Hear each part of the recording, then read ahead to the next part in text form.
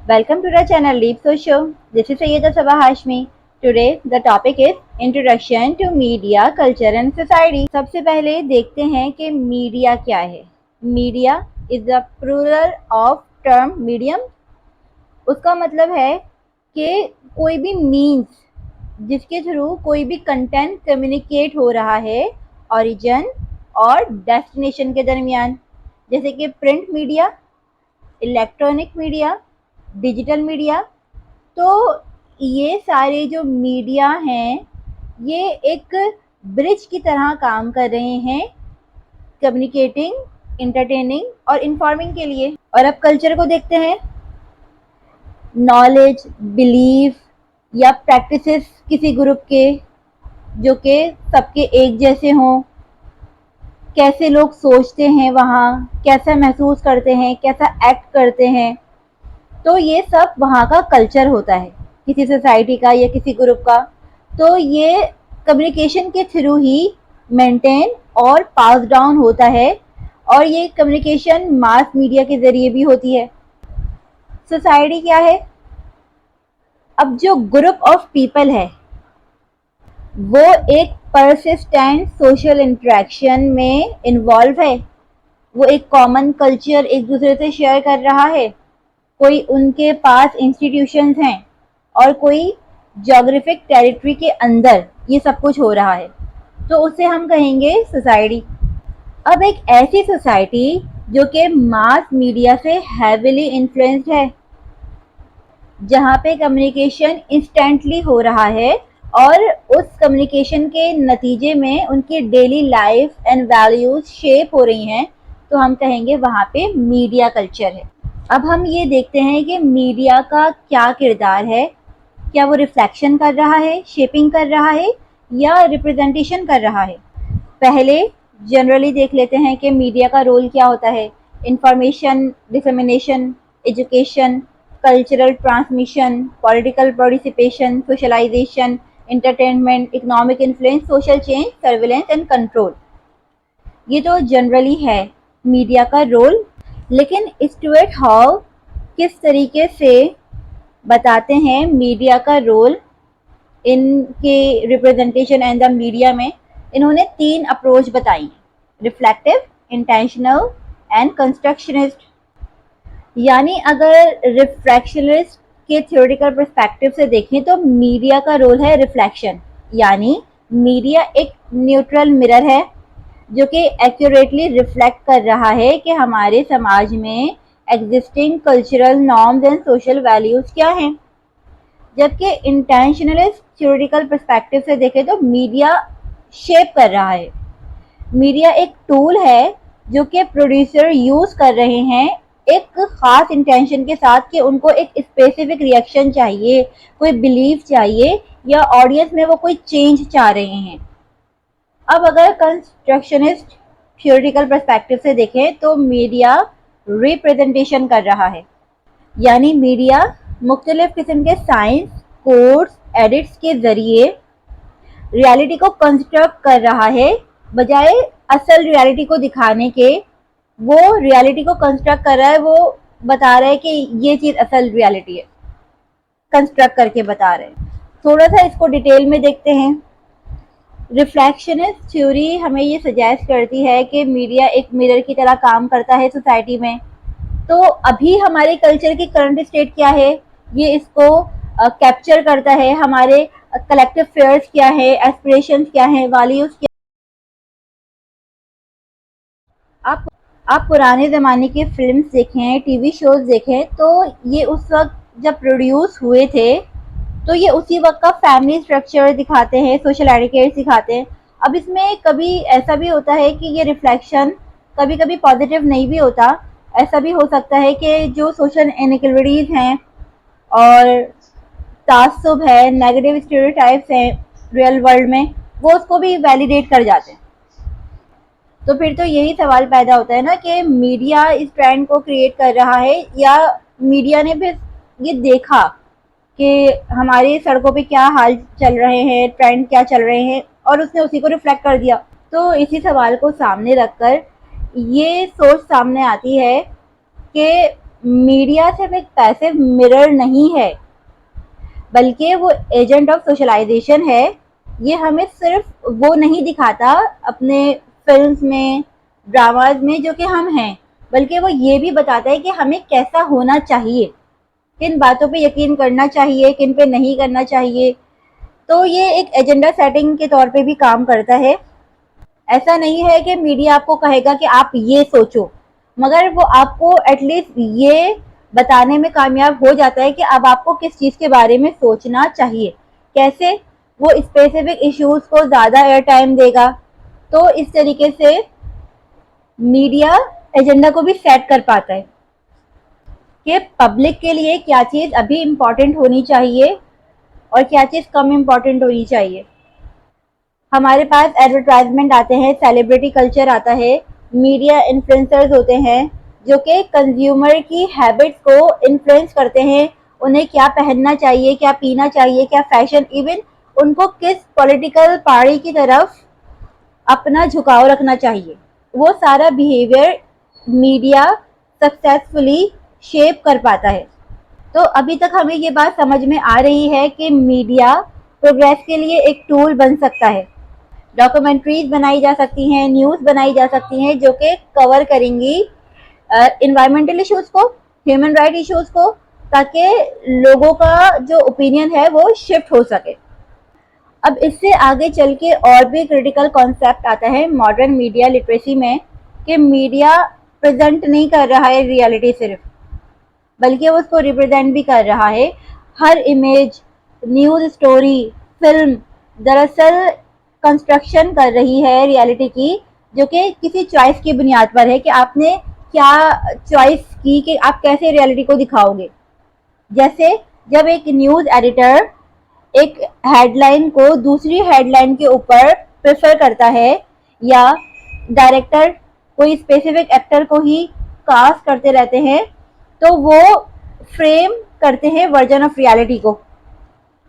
तो रिप्रेजेंटेशन ये दिखा रही होती है कि स्क्रीन पे कौन दिखाया जाएगा, पावर किसके पास है सोसाइटी में, और वो ग्रुप्स जो कि वैसे ही सिंबॉलिकली एनाइलेटेड है, यानी मीडिया से एब्सेंट हैं, वो और भी ज़्यादा मार्जिनलाइज्ड हो जाते हैं सोशल स्टेटस में और रियल वर्ल्ड पॉलिसीज़ में। आप देख सकते हो जेंडर की बुनियाद पे या किसी भी बुनियाद पे, या कोई स्पेसिफिक हीरोज ही दिखाए जा रहे हो, तो आप देख सकते हो कि फिर लोग उन्हीं को ज़्यादा पॉपुलर समझने लगते हैं, वही सुपरस्टार भी बन जाते हैं, वही सबसे बेस्ट भी लगने लगते हैं। अगर ईद आ रही है, कोई त्यौहार आ रहा है, किसी स्पेसिफिक एक्टर की ही अगर पिक्चर्स लगती रहती है, वही सुपर हिट होते रहते हैं, वही हीरो बनते चले जाते हैं। और फिर उन फिल्म्स में, ड्रामाज में, एड्स में हीरो जो भी कर रहा है, हीरोइन जो भी कर रही है, लोग उसको ही देखकर उसी को कॉपी करने की, आइडलाइज करने की, वही बिलीव्स को अपनाने की कोशिश करते हैं। तो इस तरीके से कंस्ट्रक्शन ऑफ रियलिटी हो रही होती है, क्योंकि जब वो बार बार एक सर्टेन लाइफस्टाइल, एक सर्टेन बॉडी टाइप स्टैंडर्ड के तौर पे दिखाते हैं ना, तो उससे सोसाइटी सोचने लगती है कि यही नॉर्मल है, यही डिजायरेबल है। तो बस यही चीज़ें बताई हैं स्टुअर्ट हॉल ने। अब आपने ये सोचना है कि आपने रिसेंटली कौन सा पॉपुलर टीवी शो देखा है और उसमें आपको क्या लगता है, वो आज की दुनिया को कैसे रिफ्लेक्ट कर रहा है, या और वो किसी सोशल इशू पे कैसे आपके पर्सनल ओपिनियन को शेप करने की कोशिश कर रहा है, या कौन इग्नोर हो रहा है या रिप्रेजेंट हो रहा है कास्ट में बार बार। अभी आप लोग देख रहे होंगे जैसे कि एड में हानिया बहुत ज़्यादा दिखाई दे रही हैं, उससे पहले माहिरा, फवाद खान, इस तरीके से कुछ लोग ज़्यादा बार बार दिखाई दे रहे होते हैं। तो लोगों के लिए ब्यूटी स्टैंडर्ड या लाइफ स्टाइल वगैरह सब कुछ वही आइडियल होने लगता है। तो इस बारे में आप अपनी राय कमेंट सेक्शन में लिखिए। तब तक हम बढ़ते हैं कम्युनिकेशन प्रोसेस और अर्ली मॉडल्स की तरफ। कम्युनिकेशन क्या है? एक प्रोसेस है इंफॉर्मेशन, आइडियाज और सिंबल को ट्रांसमिट करने का, एक सेंडर से रिसीवर तक किसी स्पेसिफिक चैनल के जरिए। टाइप्स ऑफ कम्युनिकेशन है intrapersonal, interpersonal, small group, large group, mass media. तो आप देख रहे हो छोटे ऑडियंस से लेकर बड़े ऑडियंस तक ये टाइप ऑफ कम्युनिकेशन जा रही है और तरीके बदल रहे हैं। इंटरपर्सनल में आप डायरी लिख सकते हो, पर्सनल डेटा असिस्टेंट लिख सकते हो, इंटरपर्सनल में लेटर लिख सकते हो, इलेक्ट्रॉनिक मेल लिख सकते हो, यहाँ तक कि आप जब मास मीडिया तक पहुँचते हो तो फिर आप वेब न्यूज़पेपर या न्यूज़पेपर वगैरह इस्तेमाल करते हो। मकसद एक ही है, इंफॉर्मेशन सेंडर से रिसीवर तक पहुंचानी है स्पेसिफिक चैनल के जरिए, यही कम्युनिकेशन है। अगर इंटरपर्सनल कम्युनिकेशन देखें तो मैसेज की नेचर बड़ी फ्लेक्सिबल होती है और ऑल्टरेबल होती है।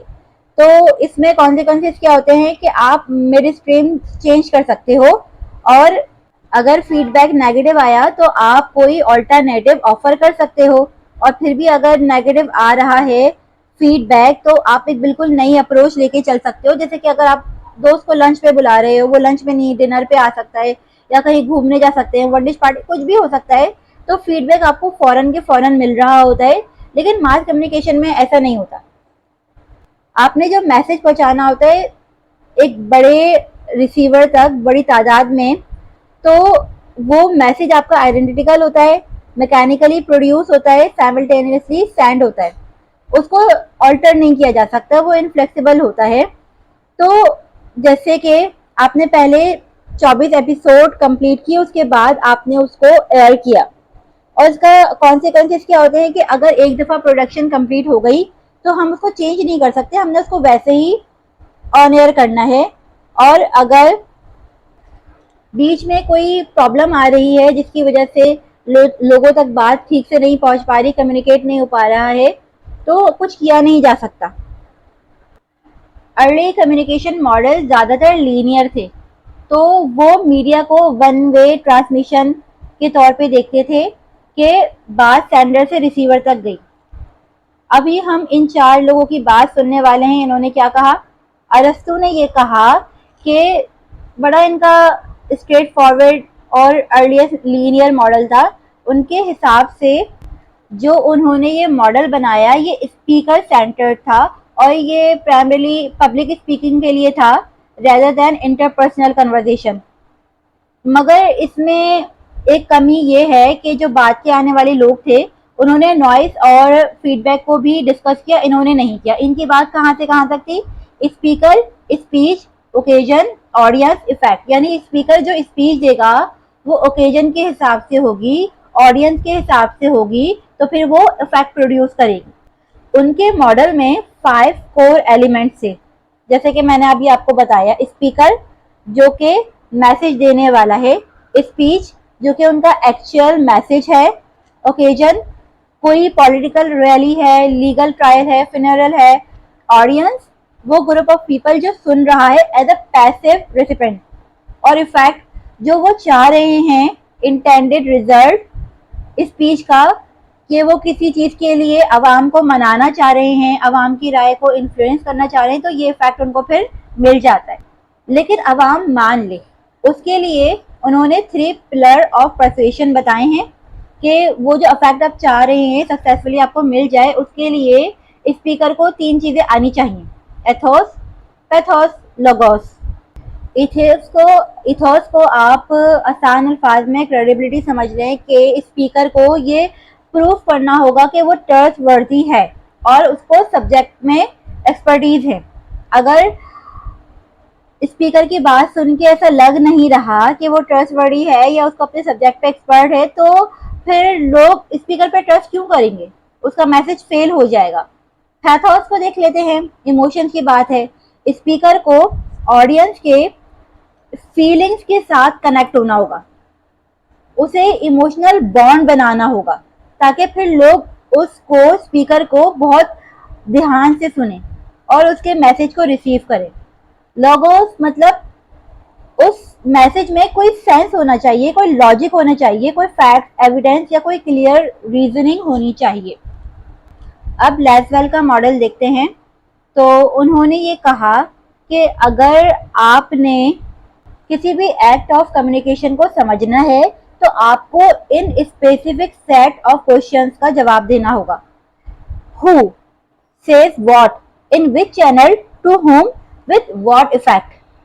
यानी कौन कह रहा है, कोई न्यूज एजेंसी है वो कह रही है, क्या कह रही है, क्या मैसेज है, न्यूज़ रिपोर्ट है, किस मीडियम से कह रही है, टेलीविजन से कह रही है, रेडियो से कह रही है, किसको कह रही है, रिसीवर कौन है, ऑडियंस कौन है, इफेक्ट क्या आएगा, इम्पैक्ट क्या आएगा ऑडियंस के ऊपर, क्या उनका ओपिनियन चेंज हो जाएगा, क्या उनका बिहेवियर चेंज हो जाएगा।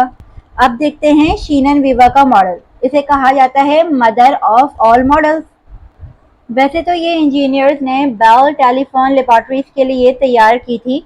ये मॉडल कम्युनिकेशन को एक टेक्निकल प्रोसेस समझता है किसी सिग्नल को ट्रांसमिट करने का। तो इसमें हम क्या देखते हैं कि प्रोसेस बता रहे हैं, इंफॉर्मेशन सोर्स है कोई, फिर ट्रांसमीटर है, चैनल है, रिसीवर है, डेस्टिनेशन है। तो इसमें ये कॉन्सेप्ट ऑफ नॉइस बताते हैं और ये नॉइस ही इसका सिग्निफिकेंट कंट्रीब्यूशन था। और नॉइस क्या है, कोई भी इंटरफेरेंस हो सकती है, फिजिकल हो सकती है, स्टैटिक ऑन अ रेडियो, ये सेमेंटिक हो सकती है कि मिसअंडरस्टैंडिंग हो गई वर्ड्स की, ये साइकोलॉजिकल हो सकती है जिससे रिसीवर को वो मैसेज वैसा ना मौसूल हो पा रहा हो जैसे एग्जैक्टली सेंडर पहुंचाना चाह रहा था। इसके बाद श्याम का मॉडल देखते हैं। उन्होंने इस लीनियर मॉडल को इवॉल्व किया और सिग्नल से आगे बढ़ के फोकस किया मीनिंग पर, इनकोडिंग वर्सेस डिकोडिंग पर। उन्होंने आर्ग्यू किया कि कम्युनिकेशन में दो एक्टिव मेंटल प्रोसेसेस इन्वॉल्व हैं, इनकोडिंग यानी एक आइडिया को सिंबल्स में ट्रांसलेट करना। कोई आइडिया है आपके दिमाग में, आपने उसको वर्ड्स में ट्रांसलेट किया, इमेज में बताया, जेस्चर से बताया। फिर उसके बाद दूसरा मेंटल प्रोसेस है डिकोडिंग। वो सिंबल्स देखकर, सुनकर किसी ने उसको इंटरप्रेट करके उसी आइडिया तक पहुंचने की कोशिश की जो कि आप डिलीवर कर रहे थे, ट्रांसलेट कर रहे थे उस सिंबल में। यानी श्याम ये बताना चाह रहे हैं कि कम्युनिकेशन तभी सक्सेसफुल हो सकती है अगर फील्ड ऑफ एक्सपीरियंस सेंडर और रिसीवर का ओवरलैप करेगा। लेकिन अगर सेंडर कोई ऐसे सिंबल्स यूज करता है, कोई स्लैंग, कोई कल्चरल रेफरेंस यूज करता है जो रिसीवर को नहीं समझ में आ रहा, एक इंसान मुझे जर्मन में कुछ कहने की कोशिश कर रहा है, जर्मन वर्ड्स एक सिंबल कहलाएंगे उसके आइडिया के लिए कि उसने अपने आइडिया को उन सिंबल्स में कन्वर्ट किया, ट्रांसलेट किया जिसे हम जर्मन वर्ड्स कहते हैं, तो मैं नहीं समझती हूँ उनको, तो मुझे नहीं समझ आएगा। तो उसका इनकोडिंग का प्रोसेस तो हो गया लेकिन मेरा डिकोडिंग का प्रोसेस फेल हो गया, तो कम्युनिकेशन फेल हो गई। ऐसे कुल मिला के हमारे पास 8 एलिमेंट आ रहे हैं कम्युनिकेशन प्रोसेस के। एक सेंडर है, वो मैसेज दे रहा है, वो इनकोडिंग हो रहा है, सिंबल्स में जा रहा है, बीच में नॉइस आ रहा है, किसी मीडिया के थ्रू वो उसे सेंड कर रहा है, तो जो रिसीवर है उसको डिकोड कर रहा है, समझ रहा है, तो रिसीवर भी एक एलिमेंट है। फिर उसके बाद फीडबैक होता है। अब अगर न्यूज़ चैनल्स के जरिए कोई चीज़ कम्युनिकेट की जा रही है, प्रिंट मीडिया के जरिए की जाती है, तो फीडबैक इनडायरेक्ट होता है। किसी ने अखबार में खबर पढ़ी, किसी ने टीवी में ड्रामा देखा, तो वो आपस में एक दूसरे को बोल रहे होते हैं, तो इनडायरेक्ट फीडबैक आता है। लेकिन अब सोशल मीडिया जब से आया है तो डायरेक्ट फीडबैक भी हम रियल टाइम में दे पा रहे होते हैं। कोई लाइव अगर शो चल रहा है, लाइव स्ट्रीम चल रही है, तो फीडबैक आता है। अब हम मीडिया प्रोसेस के 4 कोर एलिमेंट देखते हैं। एलिमेंट ऑफ कम्युनिकेशन प्रोसेस में फोकस था एक्सचेंज ऑफ इंफॉर्मेशन पर सेंडर और रिसीवर के दरमियान। मीडिया प्रोसेस के एलिमेंट्स में फोकस है हमारा प्रोडक्शन पर, डिस्ट्रीब्यूशन, टेक्नोलॉजिकल डिसेमिनेशन पे उस कंटेंट की।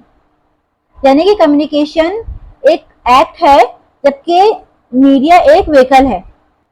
डेविड क्रोटो और विलियम हार्नेस ने एक simplified model of media and the social world develop किया था।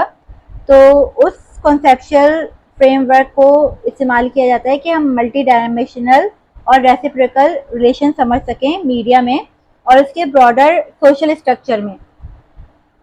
उससे हमें 4 core element of media processes पता चलते हैं। मीडिया इंडस्ट्री यानी ऑर्गेनाइजेशन और बिजनेस जो कि प्रोड्यूस कर रहे हैं, डिस्ट्रीब्यूट कर रहे हैं मीडिया के product, film studios, television network, publishing houses. दूसरा यूजर, ऑडियंस, वो इंडिविजुअल्स जो कि कंज्यूम कर रहे हैं, इंटरप्रेट कर रहे हैं, समटाइम्स क्रिएट भी कर रहे हैं मीडिया कंटेंट। वो यूजर्स हैं, मगर जैसे सोशल मीडिया यूजर्स वगैरह। कंटेंट, कोई मैसेज होगा ना, कि जो एक्चुअल मीडिया प्रोडक्ट है, कोई न्यूज रिपोर्ट है, टेलीविजन शो है, मूवीज है, सोशल मीडिया पोस्ट है, कंटेंट है। और टेक्नोलॉजी, कौन सा टूल, कौन सा प्लेटफॉर्म यूज किया प्रोड्यूस एंड डिस्ट्रीब्यूट करने के लिए। प्रिंटिंग प्रेस हो सकते हैं, इंटरनेट हो सकता है, मोबाइल डिवाइसेस हो सकते हैं, तो ये सारी टेक्नोलॉजी। तो ये 4 कोर एलिमेंट है मीडिया प्रोसेस के। अब चलते चलते 2 कॉन्सेप्ट और देख लेते हैं। मीडिएशन, यानी कि मीडिया का कितना प्रेजेंस है हमारी लाइफ में। ये इस चीज पे भी फोकस कर रहा है कि कैसे फेस टू फेस बात होने के बजाय किसी मीडियम के थ्रू कम्युनिकेशन हो रही है, फोन पे बात हो रही है, सोशल मीडिया पे बात हो रही है, तो ये नेचर ऑफ इंटरेक्शन को अक्सर चेंज कर देता है। और मीडियाटाइजेशन का मतलब क्या है कि उसका इन्फ्लुएंस क्या हो रहा है हमारी सोसाइटी में। ये एक लॉन्ग टर्म प्रोसेस है जहाँ पे सोशल इंस्टीट्यूशंस बहुत ज़्यादा इंक्रीजिंगली अडेप्ट कर रहे हैं मीडिया के लॉजिक को, कि मीडिया क्या बता रहे, the rule, the technology governing media content, तो उससे काफ़ी ज़्यादा इन्फ्लुएंस हो जाते हैं। तो देख लेते हैं कि मीडिया सैचुरेटेड सोसाइटी में रहना कैसा है। मीडिया सैचुरेशन का मतलब ये है कि हमारी रोज़मर्रा की ज़िंदगी में मीडिया कंटेंट की ओवरवेलमिंग प्रेजेंस और कंजम्पशन हो, जहाँ पे इंडिविजुअल को constantly various form of media से एक्सपोजर मिल रहा है, television, social media, news, advertisement. तो इस बारे में अक्सर एक्सपर्ट कहते रहते हैं कि आप मीडिया के इफेक्ट को मैनेज कीजिए।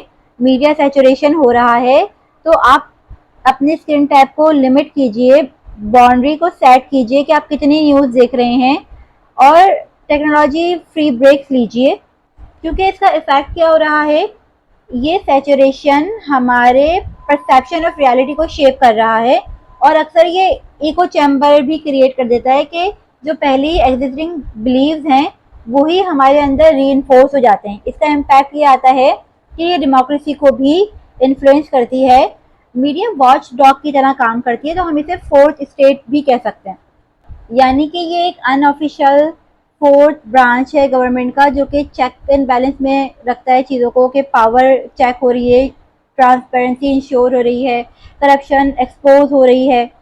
यानी मीडिया में वॉच डॉग उस जर्नलिस्ट, न्यूज़ ऑर्गेनाइजेशन या इंडिपेंडेंट ग्रुप को कहते हैं जो कि मॉनिटर, इन्वेस्टिगेट या रिपोर्ट करता है गवर्नमेंट के एक्शंस को, कॉरपोरेशन के एक्शंस को या पावरफुल एंटिटीज को, ताकि ट्रांसपेरेंसी और अकाउंटेबिलिटी बनी रहे।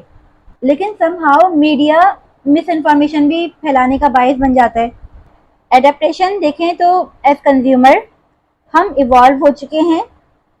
पहले हम लोग पैसिव रिसिपेंट थे, लेकिन अब हम एक्टिव पार्टिसिपेंट हैं और अक्सर क्रिएटर के तौर पे भी एक्ट कर रहे होते हैं सोशल मीडिया पे, जिससे मीडिया का लैंडस्केप भी शेप हो रहा है।